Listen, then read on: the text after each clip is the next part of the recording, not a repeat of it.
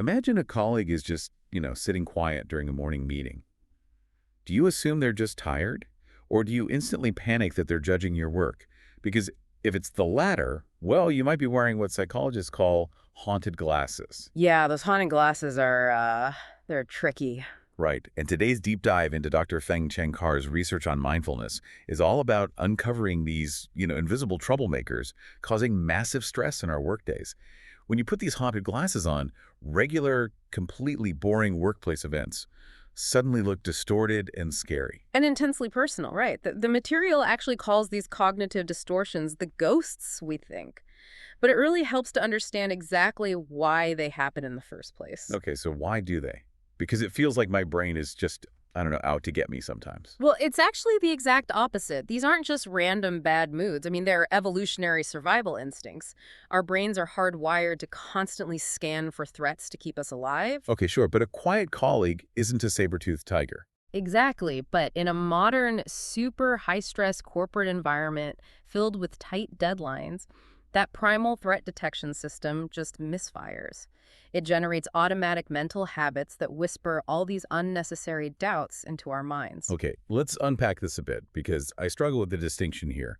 Like, in a competitive office, if I don't have rigid demands for myself and my team, I mean, won't our work just suffer? Aren't some of these ghosts just, high standards? I get that a lot.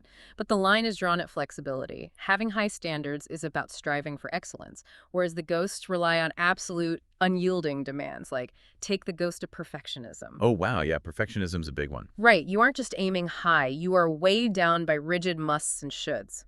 The psychologist Albert Ellis actually called this musterbatory thinking. Wait, musterbatory? That is hilarious. It is, but it isn't actually productive at all. You are essentially punishing yourself before your boss even gets the chance to review your work. The term is funny, yeah, but looking at the research, you can totally see how that rigid perfectionism creates this psychological domino effect. Like, if you believe you must be perfect, any small mistake instantly triggers catastrophic thinking. Yes, exactly. You convince yourself that one slip-up, like a single missed deadline, will inevitably lead to you losing your job entirely. Which is wild. Yeah. And that underlying anxiety causes your brain to adopt what they call a mental filter. Yeah. Because you are bracing for a catastrophe, you develop this negative tunnel vision, you fixate entirely on the 3 emails you didn't answer, and just completely filter out the massive presentation you totally nailed that same morning. Your brain is only looking for threats, which I guess explains why we start mind reading. Oh, absolutely.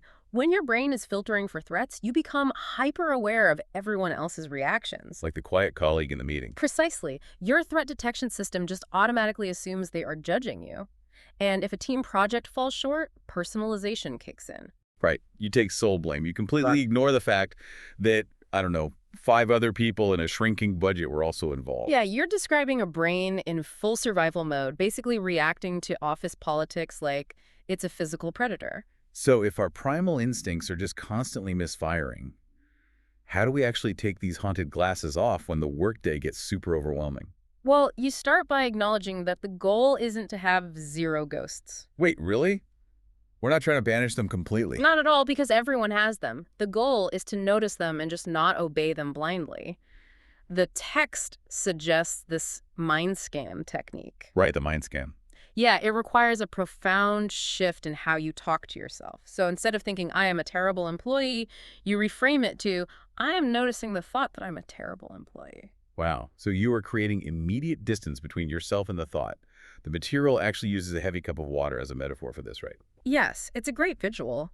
A stressful thought seems light at first, but if you hold on to it for hours or days, it becomes unbearably heavy and paralyzing. So by noticing the thought, instead of identifying with it, you are basically putting the cup down. Exactly. You separate your feelings from the actual facts, and that separation allows you to look at the situation objectively. That leads to flexible planning and collaboration rather than just, panicked reactions. And here's where it gets really interesting, or maybe just a bit crass. If you need a more blunt way to remember to put the cup down, there is a highly effective rule in there. Thoughts are like farts, let them go. It is definitely crass, yeah, but it perfectly illustrates the biological reality of thoughts. I mean, they are natural occurrences that They pass. totally do. Yeah, so when you stop reacting to the ghosts, you start responding to reality, which ultimately builds a much healthier work-life balance. I love that. The research offers one final analogy to keep in mind as you go about your work week. Thoughts are like birds. You can't stop them from landing in your mind, but you definitely don't have to let them build a nest. That is such a powerful way to look at it. Right. But looking beyond our own individual habits, there is a bigger question to ask about the environments we work in.